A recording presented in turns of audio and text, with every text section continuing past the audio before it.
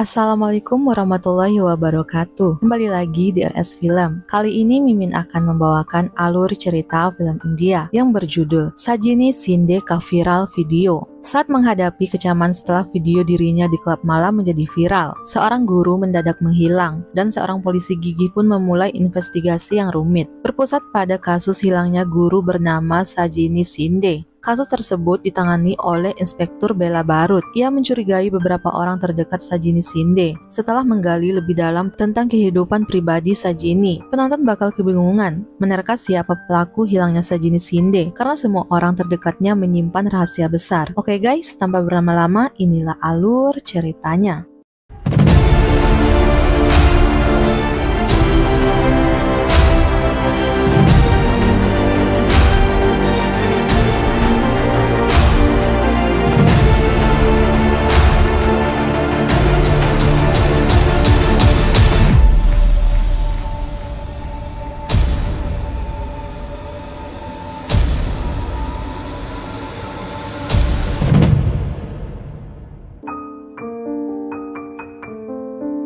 Sajini Suryakan Shinde merupakan seorang guru fisika di salah satu sekolah terkenal di Pune. Film dimulai dengan adegan pesta di Singapura, di mana Sajini, Srada dan yang lainnya sedang merayakan ulang tahun Sajini. Dia khawatir berpesta di klub malam, namun tunangannya Sidan Kadam meningkatkan kepercayaan dirinya dengan memintanya berperilaku seperti wanita modern. Sajini memutuskan untuk melepaskan hambatannya dan menikmati malam itu. Setelah beberapa minuman, Sajini pergi menari dan video direkam tanpa sengaja dan diposting online ke situs sekolah oleh Srada. Sebagai seorang guru sekolah muda dari kota kecil yang terjebak antara nilai-nilai tradisional dan ambisi modern, Sajini mendapati dirinya berada dalam situasi yang mengerikan ketika videonya menjadi viral, sehingga menimbulkan tanggapan buruk di kotanya, di sekolahnya, dan di kampung halamannya, Ahmed Nagar. Para orang tua siswa mendatangi kepala sekolah, menanyakan tindak lanjut sekolah atas perbuatan Sajini. Ayah Sajini yang bernama Suryakan Shinde merasa malu dengan calon besannya mengenai perbuatan Sajini yang menari di klub malam di Singapura. Ayah Sajini adalah aktor teater terkenal, otokratis, dan keluarganya konservatif. Berdasarkan hasil rapat, maka sekolah akan memecat 3 guru,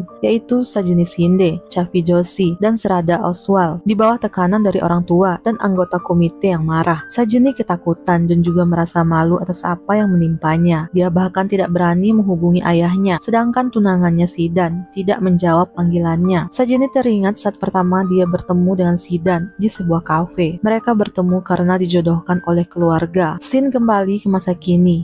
Sidan menghubungi Sajini. Ia mengatakan bahwa ia sedang menghapus semua video Sajini. Sidan marah. Memang dia yang meminta Sajini untuk berpesta di hari ulang tahunnya. Namun bukan berarti Sajini harus sebebas itu menari bersama para pria. Sidan yang kesal kemudian membanting ponselnya saat sedang menghubungi Sajini. Srada menghadapi kemarahan kepala sekolah Kalyani karena Srada adalah orang yang mengajak guru lainnya ke luar negeri, dan Srada juga yang telah mengirim video itu di situs sekolah. Srada tidak terima disalahkan karena dia tidak sengaja melakukan hal itu. Bahkan saat kepala sekolah Kalyani meminta mereka membuat video klarifikasi dan permintaan maaf, ia tidak menyetujuinya. Tiba-tiba Chavi menghubungi Srada. Ia mengatakan bahwa Sajini telah melakukan bundir, dan hal itu dikatakannya dengan meninggalkan sebuah catatan di media sosialnya. Cerita berlanjut dengan hilangnya Sajini. Di catatan yang Sajini tinggalkan, ia menyalahkan keluarga dan pacarnya atas bundir tersebut. Insiden ini berubah menjadi bencana publik yang besar, dan polisi ditekan untuk mengambil langkah pasti untuk menyelidiki hilangnya Sajini. Inspektur Bella Barot dan Inspektur Rampawar diutus untuk menyelesaikan kasus ini. Polisi mulai menyelidiki kasus hilangnya Sajini dengan menginterogasi ayahnya, kepala sekolah, guru, dan teman-temannya. Bahkan polisi juga meninjau media sosial milik Sajini.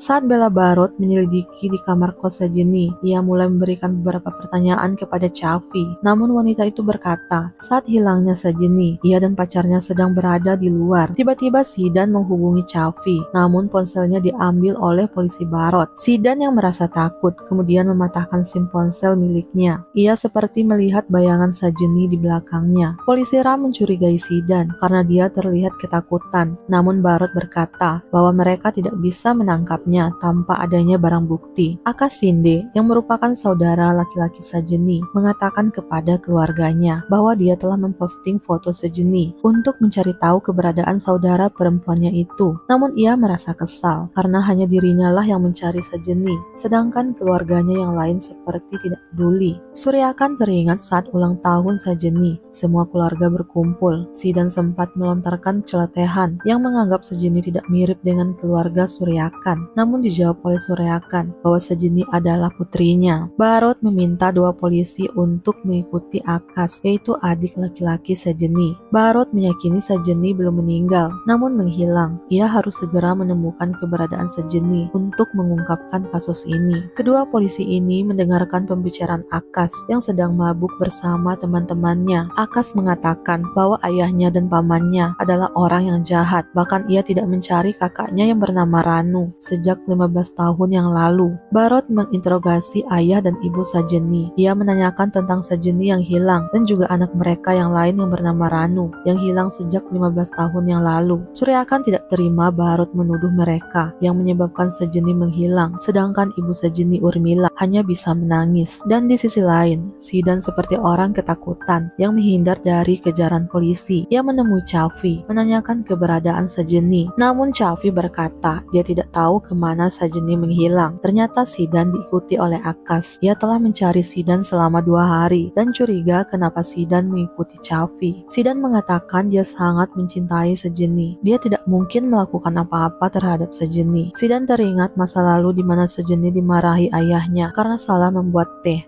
Sajeni terlihat sangat ketakutan. Sidan merasa curiga ayah Sajeni adalah orang yang dibalik menghilangnya Sajeni. Apalagi dia menemukan bahwa calon mertuanya itu telah check-in di hotel pada tanggal 17, bukanlah tanggal 18 seperti yang mereka katakan di kota tempat menghilangnya Sajeni. Srada berpidato meminta rekan-rekannya ikut mencari Sajeni. Di acara tersebut juga hadir Chavi dan Sidan. Begitupun dengan kepala sekolah Kalyani yang mengadakan acara doa agar Sajeni bisa segera ditemukan. Bella Barot ditelepon oleh rekannya yang memberitahukan bahwa di bendungan tempat diadakan syuting, seseorang menemukan kartu identitas Sajeni. Namun kartu itu adalah kartu yang ada di kantor Sidan. Barot mencurigai Sidan di balik menghilangnya Sajeni karena di dalam surat tersebut Sajeni menyebutkan nama Sidan. Sidan tidak terima polisi menuduhnya karena ia sama sekali tidak terlibat di balik hilangnya Sajeni. Setelah itu giliran ibu Sajeni yang diinterogasi. Barot mengatakan bahwa ia mengetahui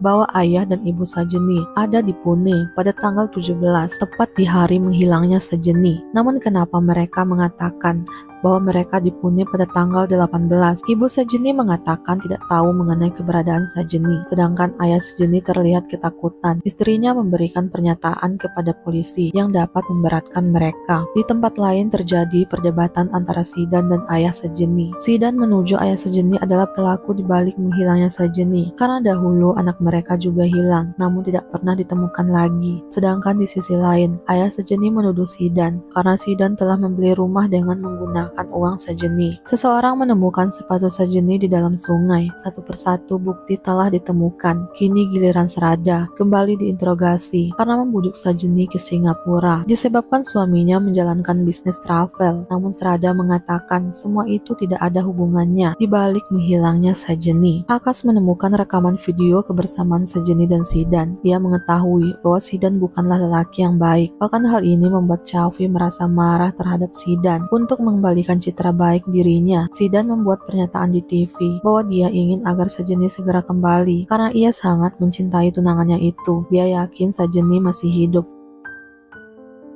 Polisi Barot memeriksa kembali tulisan-tulisan Sajeni. Ia menemukan pola yang tidak sama dengan yang biasa ditulis oleh Sajeni saat ia meninggalkan catatan bundirnya di media sosial. Polisi kembali menyelidiki sekolah. Polisi Ram menemukan alat bantu pendengaran yang terjatuh di sekolah yang merupakan milik Milin, salah satu staf di sekolah. Alat pendengar itu terkena noda darah dan diketahui bahwa darah itu adalah darah Sajeni. Tepat di hari guru, polisi Barot dan Ram mendatangi Milin, kemudian memberitahukan kepada kepala kepala sekolah Kalyani mengenai penemuan mereka. Kalyani bertanya apa yang telah Milin lakukan kepada Sejeni. Barot malah berkata, justru pertanyaan itu untuk Kalyani. Apa yang telah ia katakan kepada Sejeni di malam tanggal 17? Barot mengatakan bahwa Sejeni telah mendatangi Kalyani di malam hari. Setelah dia dipecat, Sejeni meminta Kalyani menerimanya kembali. Namun ia tidak bisa menyetujui permintaan Sejeni. Bahkan Kalyani meminta Sejeni membuat video pernyataan yang menyalahkan Serada. Bukan itu saja, ia melemahkan mental Sejeni dengan mengatakan, semoga Sejeni bisa menerima kenyataan bahwa ia akan hidup tanpa keluarga, teman, tunangannya, bahkan pekerjaannya. Sejeni yang putus asa kemudian diusir Kalyani. Namun tidak berapa lama kemudian, Kalyani dan Milin menemukan Sejeni terjatuh dari lantai gedung sekolah. Ia meninggal di tempat. Kalyani dan Milin merasa ketakutan. Jika mereka menelepon polisi, maka mereka berdua yang akan disalahkan, bahkan bisa dianggap sebagai tersangka. Bukan itu saja, hal ini juga akan mempengaruhi citra sekolah. Mereka memutuskan untuk membuang mayat Sejeni. Kalyani meminta Milin untuk tetap mengaktifkan ponsel Sejeni ke beberapa tempat. Barot mengatakan, postingan yang dibuat di akun media sosial Sejeni itu ditulis oleh Kalyani karena ia telah memeriksa pola tulisan itu sama dengan yang biasa dibuat Kalyani di buku tahunan di sekolahnya. Bukan itu saja, setelah melakukan banyak penyelidikan, Barot menyimpulkan bahwa baik ayah Sejeni, ibunya, tunangannya, maupun teman-temannya menganggap Sejeni masih hidup. Hanya keterangan Kalyani yang mengatakan bahwa Sejeni seolah-olah telah mati. Kalyani tidak bisa mengelak lagi. Barot meminta Kalyani memberitahukan keberadaan ini di depan semua orang karena menyembunyikan kematian seseorang untuk menjaga citra sekolah itu adalah perbuatan yang salah. Kalyani dan Milin mendapatkan hukuman penjara selama 3 tahun karena telah menyembunyikan kematian Sejeni serta telah menghilangkan barang bukti. Namun di sini siapa sebenarnya yang harus disalahkan? Sekolah yang reputasinya lebih penting dari nyawa seseorang, keluarga yang meletakkan beban kehormatan di kepala putrinya, atau masyarakat